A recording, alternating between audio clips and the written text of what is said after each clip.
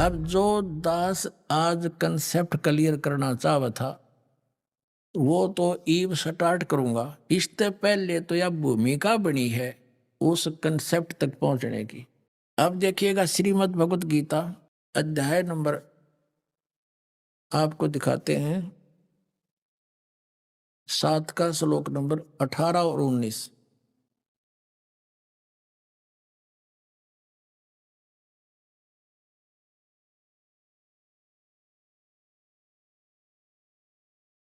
ये अध्याय नंबर 7 का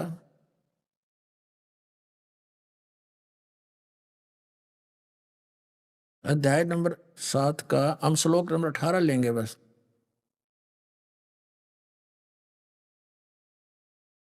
इसमें लिखा है कि उदारा सर्वे एव एते ज्ञानी तु आत्मा एव मे मतम आस्थित आस्थित है स ही युक्त आत्मा माम एवं अनुत्तमा अनुत्तमाम गतिम। ये अनुत्तम शब्द है, इन्होंने अनुत्तमा का अर्थ कर दिया अति उत्तम। कर्म ठोकों ने, देख अज्ञानियों ने। इसका अर्थ बनता है कि ये ज्ञानी आत्मा उद्धारा सर्वे, ये सभी हैं तो उद्धार यानी बहुत अच्छी हैं, भगवान पाने के लिए शीश सौंप दिया। ये मेरे विचार में ये सभी ज्ञानी आत्मा हैं तो अच्छी उद्धार हैं, नेक हैं।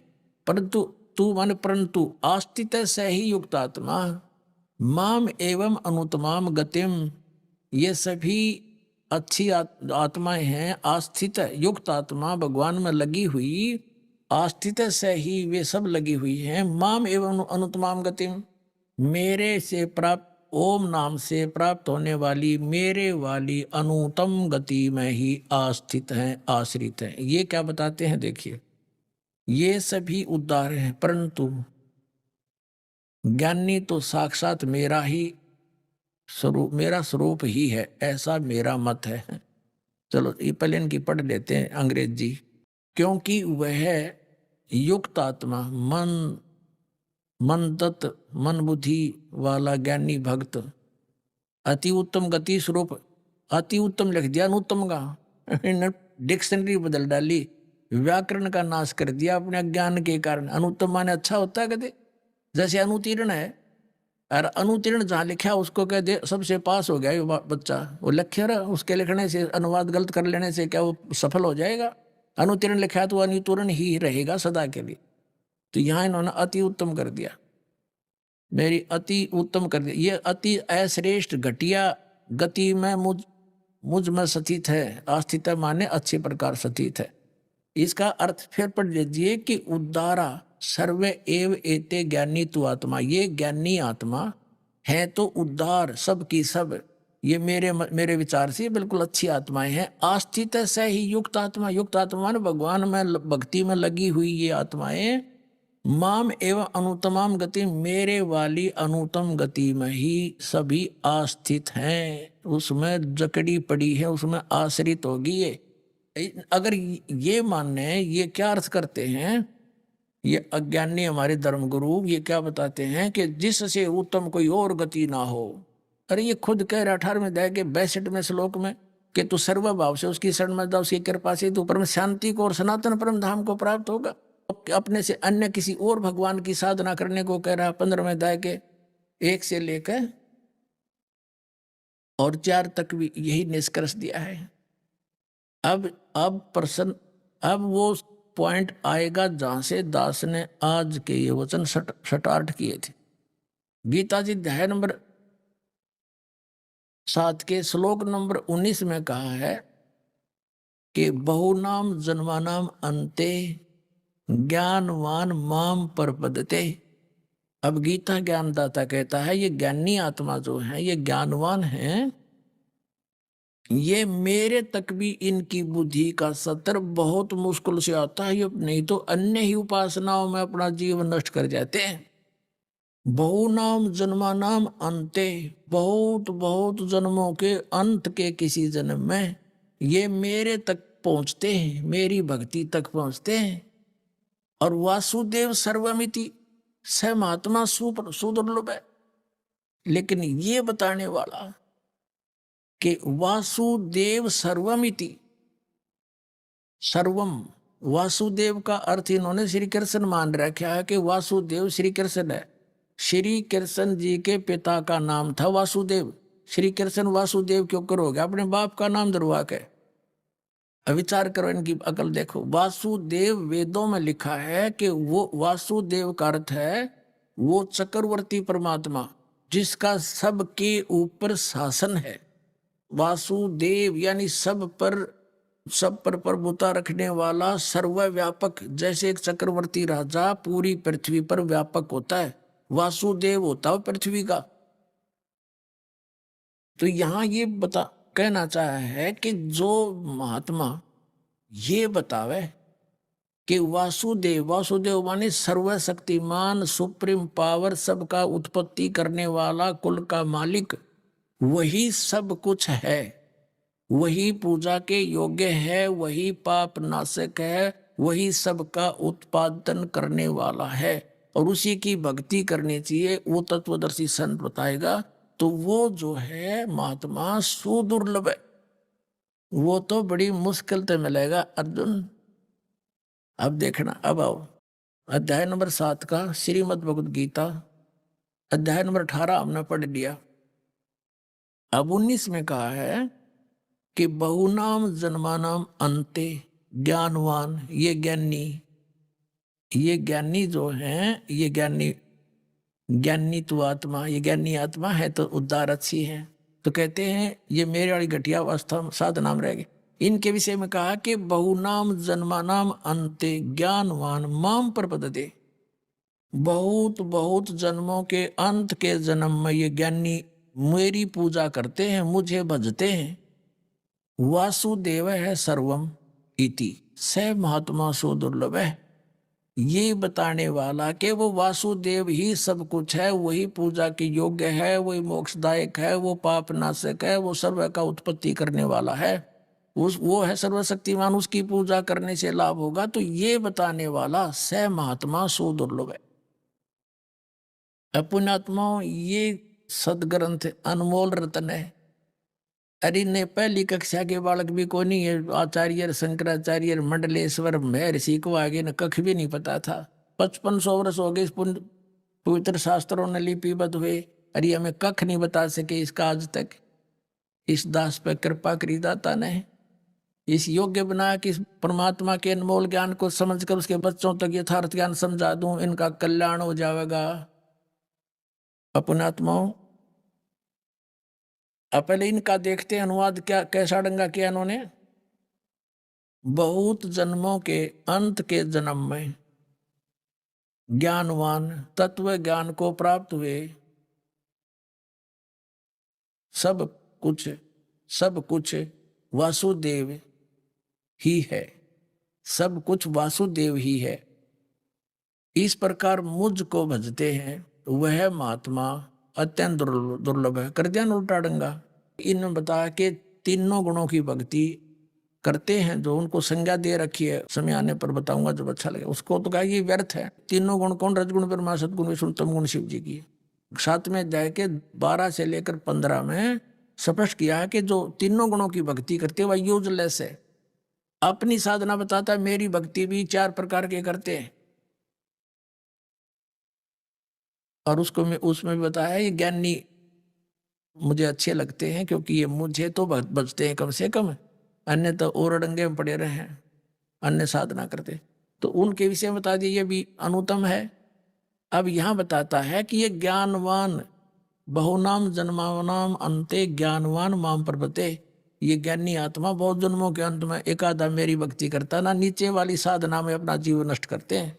लेकिन वासुदेव सर्वमिति, स महात्मा सुदुर्लभ है। इसमें ये दो दास ने अनुवाद किया, ये फाइनल है कि ये बताने वाला कि वो सर्वशक्तिमान वासुदेव श्री कृष्ण नहीं थे। ये तो आपका क्या मेरा नाश होता, मेरी जन्म मृत्यु होती है, श्री कृष्ण तो इसमें रोल है नहीं, तो ये काल बोल रहा है, ये भी वासुदेव नहीं है। ये केवल अब ये प्रसंग तो चल रहा है कि वासुदेव कौन है। जैसे श्री ब्रह्मा जी रजगुण, श्री विष्णु जी सतगुण, श्री शिव जी तमगुण। ये केवल एक ब्रह्मांड में एक विभाग के मंत्री हैं और एक ब्रह्मांड में 3 लोकों के ऊपर, पृथ्वी लोक, एक कॉमन स्वर्ग है स्वर्ग लोक, और नीचे एक पाताल लोक। इन 3 लोकों पर ही इनका आधिपत्य है, बस ब्रह्मलोक पर भी इनका आधिपत्य नहीं है, इस एक ही ब्रह्मांड में। इसके बाद 21 ब्रह्मांड है इस काल भगवान के, इनके पिता ब्रह्म के। तो ये ब्रह्मा विष्णु महेश तो इतने ही व्यापक हैं, इतने ही स्वामी हैं, प्रभु हैं, 3 लोकों पर एक एक विभाग के मंत्री। और इनका पिता ये सर्वपुरुष यानी ब्रह्म, ये 21 ब्रह्मांड का ही मालिक है, इतना ही व्यापक है, सर्वव्यापक नहीं है, सबका मालिक नहीं है। और फिर है अक्षर पुरुष, ये 7 संघ ब्रह्मांड में व्यापक है, 7 संघ ब्रह्मांड का स्वामी है। ये ओवरऑल कंट्रोल वासुदेव नहीं है।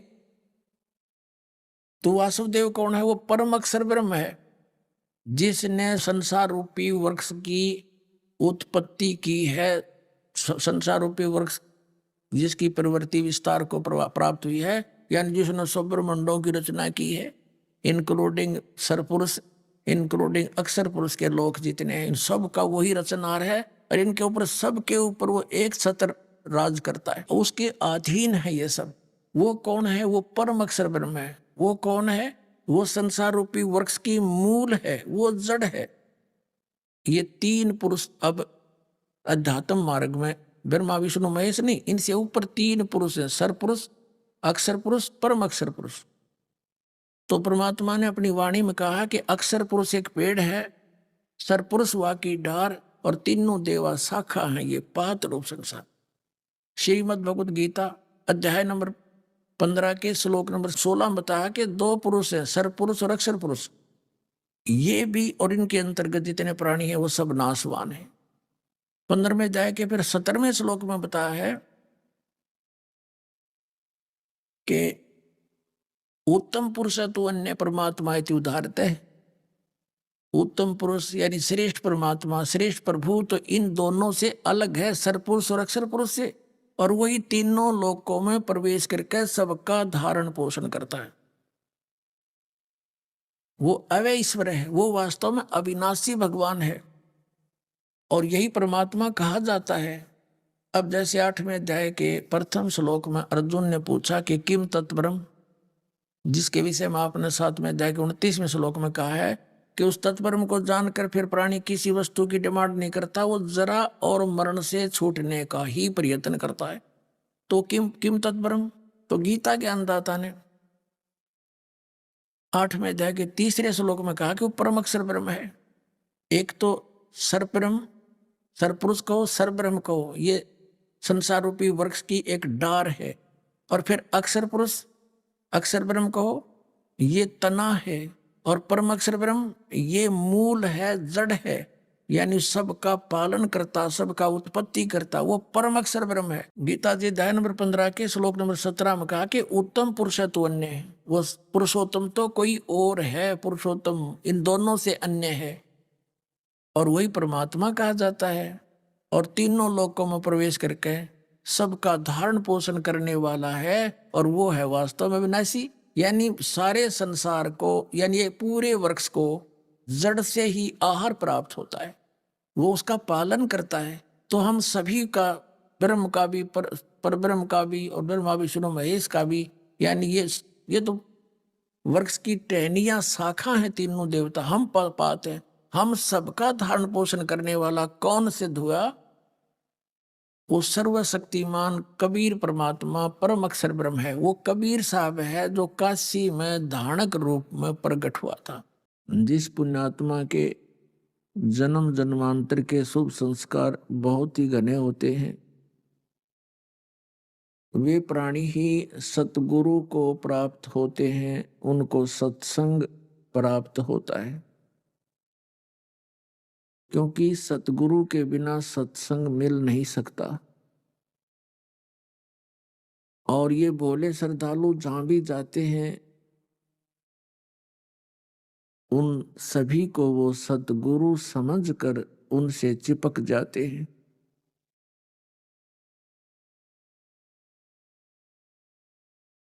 अब ये कारण क्या रहा कि हम प्रत्येक संत को,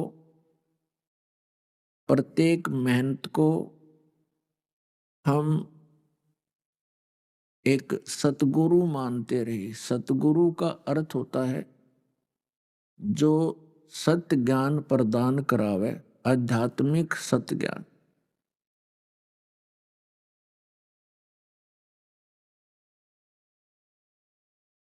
अब हम जिसके पास जाते थे उसके पास हमसे अधिक ज्ञान होता था, और वो होता था अज्ञान। तो उस अज्ञान को हम ज्ञान समझकर उस अज्ञानी प्राणी को सतगुरु मानकर अपना जीवन नष्ट कर जाते थे। परमेश्वर कबीर जी ने आप जी के ऊपर एक विशेष कृपा की है कि परमात्मा ने आपको शिक्षित किया,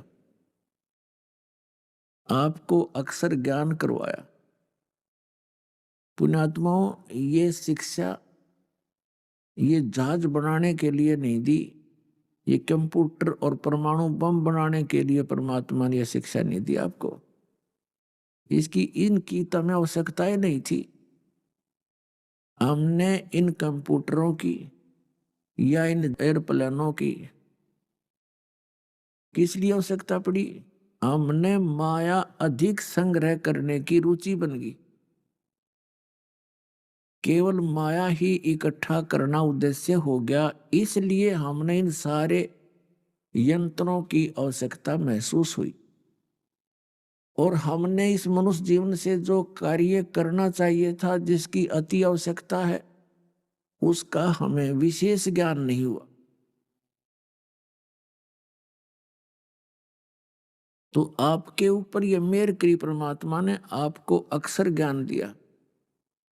और ये कंप्यूटर आदि जो बनवाए, इंटरनेट बनवाए, ये टीवी चैनलों का जो सिस्टम प्रदान किया मानव को, ये गॉड गिवन है। ये मानव स्तर की सोच नहीं है, ये भूल जाना।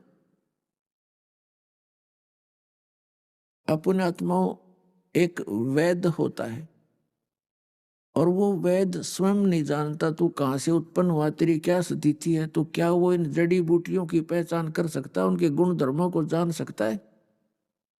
ये भी परमात्मा आपके लिए, अपने बच्चों के लिए रहम करता है और उस पुण्य आत्मा को अंदर से प्रेरणा करता है, ये ऐसी जड़ी, इसको ऐसे ऐसे मिला दे, ये इस रोग के लिए काम करेगी।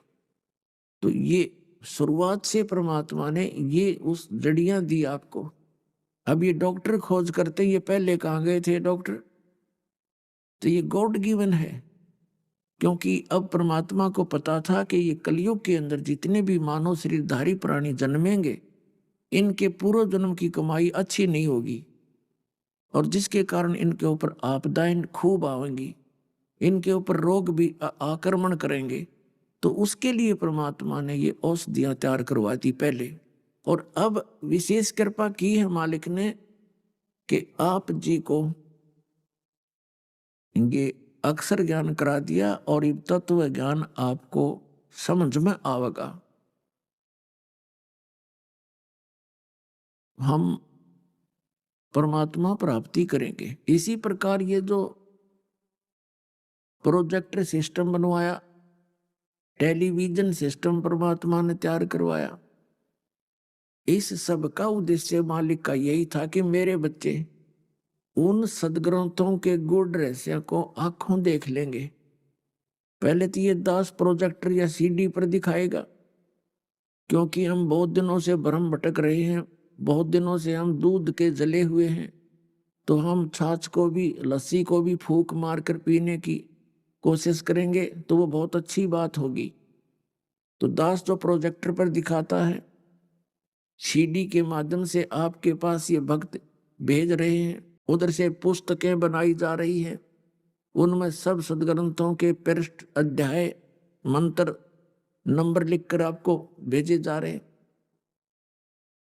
तो फिर क्या करते हैं बुद्धिमान समाज? उन सदग्रंथों को इन रेफरेंसों से मेल करता है, और मेल करता है तो सच्ची पाते हैं, क्योंकि वो सत्य है। तो फिर आप जी को परमात्मा पाने में बहुत सुविधा हो जाती है, पहचानने में। सबसे पहले तो हमने भगवान को पहचानना है, जानना है। अब परमात्मा की एक वाणी है कि सतपुरुष जिन जानिया, सतगुरु तिसका नाम। सतपुरुष को जिसने पहचान लिया, जान लिया, वो सतगुरु है, वो परम संत है, वो मोक्ष दाता है।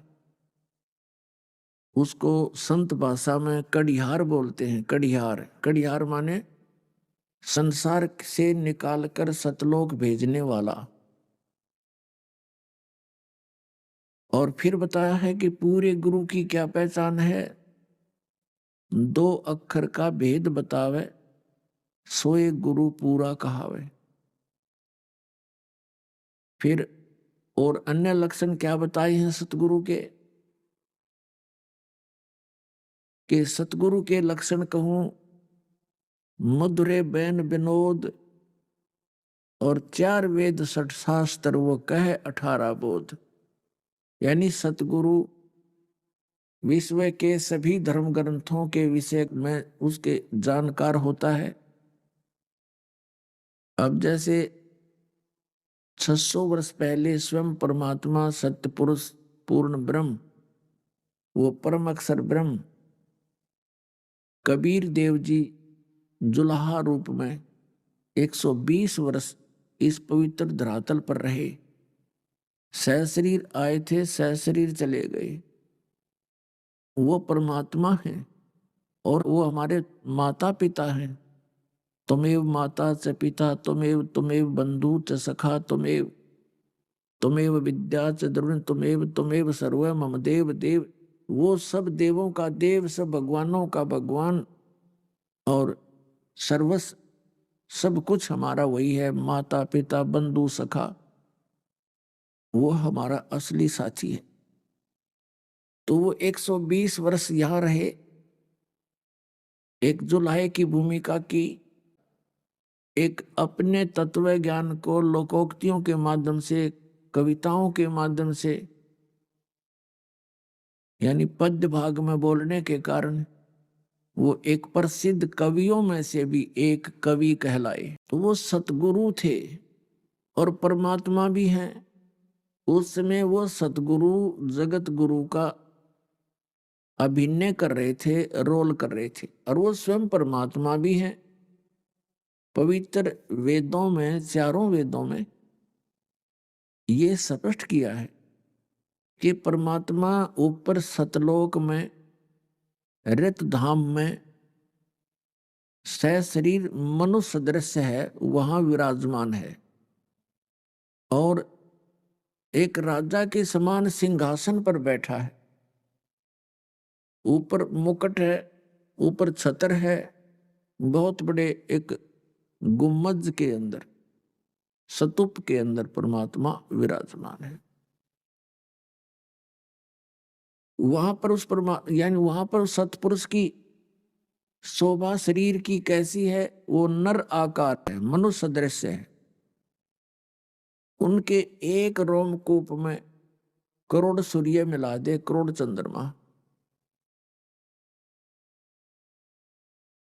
इससे भी अधिक प्रकाश है, वो मनुष्य सदृश्य है। और वो परमात्मा जब यहां आते हैं इस काल के लोक में, अपनी प्यारी आत्माओं को उस स्थान का ज्ञान कराने के लिए, जिसको ये अपनी नासमझी के कारण छोड़कर आ चुके हैं, वो ज्ञान कराने के लिए कि तुम यहाँ के वासी नहीं हो, आप यहाँ काल के लोक में फंसे हुए हो। वो परमात्मा संदेश देने आते हैं कि चल हंसा सतलोक हमारे, छोड़ो ये संसारा हो। इस संसार का काल है राजा, जिन माया जाल पसारा हो, चल हंसा सतलोक हमारे। और छोड़ो ये संसारा हो। अब जैसे कई भक्त जिन्होंने अध्यात्म ज्ञान बिल्कुल नहीं, वो क्या कहते हैं, यदि सभी भक्ति करने लग गए तो इस पृथ्वी पर कौन रहेगा, सभी सतलोक चले गए तो। पुण्यात्माओं, इस ब्रह्मांड के अंदर ना जाने कितने पृथ्वी जैसे ये पत्थर घूम रहे हैं। मंगल ग्रह है, बुध ग्रह है, ये ऊपर चांद है, चंद्रमा, तो ये खाली पड़े हैं। एक यूं टुकड़ा खाली पड़ा रहेगा, पता इसका हमने ठेका ले रखा है, पड़ा रहेगा यहाँ पर। हम सतलोक में चलेंगे जहाँ सदा सुखी रहेंगे, ना कभी मृत्यु है, ना कोई बुढ़ापा है, ना कोई रोग है, और ऐसा ही शरीर है वहां पर। मनुष्य सदृश सृष्टि, एज इट इज सृष्टि है। बाग बगीचे खूब हैं, पहाड़ हैं, बहुत सुंदर झरने हैं वहां पर, लेकिन वहां पर ये पशु पक्षी नहीं है। और पुण्यात्माओं, अभी तक आप जी ने जो ज्ञान सतलोक के विषय में सुना है, वो उन नकली संतों और अनुभवहीन व्यक्तियों का सुना है, जिन्होंने सपने में भी सतपुरुष और सतलोक को देखा ना जाना, समझा भी नहीं। वो क्या बताते हैं कि सतलोक एक प्रकाश ही प्रकाश है, वो चेतन प्रकाश है, और आत्मा मोक्ष प्राप्त प्राणी उस अमर लोक में ऐसे लीन हो जाती है जैसे बूंद समुद्र में। ये खाक मोक्ष हुआ। वहां क्या करेंगे फिर, समुद्र में डूबने जाना है, किसकी रुचि बनेगी वहां जाने की। ये केवल उनकी अपनी अज्ञान सोच है। वहां पर ऐसी ही सृष्टि है। आप पहले वहीं रहते थे, आपके वो मकान, आपके वो महल, वो बाग बगीचे अभी भी खाली पड़े हैं, क्योंकि वहां सदाबहार है, सदाबहार वृक्ष हैं, किसी चीज का अभाव नहीं, कोई काम नहीं, कोई राग द्वेष नहीं। राग द्वेष वहां होता है जहां आपस का बंटवारा हो या किसी चीज का अभाव हो, जहां छोटा और बड़ा हो। वह सब एक जैसे हंस हैं, एक जैसे सबकी स्थिति है, एक जैसा आहार है, एक जैसे विचार हैं। तो वहां शरीर भी इस 5 तत्वों से बना हुआ नहीं है, वो केवल नूर तत्व से बना हुआ है। उसके अंदर ये बीपी हाई लो नहीं होता, क्योंकि उसमें ब्लड नहीं है। उसके अंदर अमृत का संचार है। तो पुण्यात्माओं, स्वयं परमात्मा ने, सतपुरुष ने, कबीर जी ने आकर के अपना ज्ञान दिया।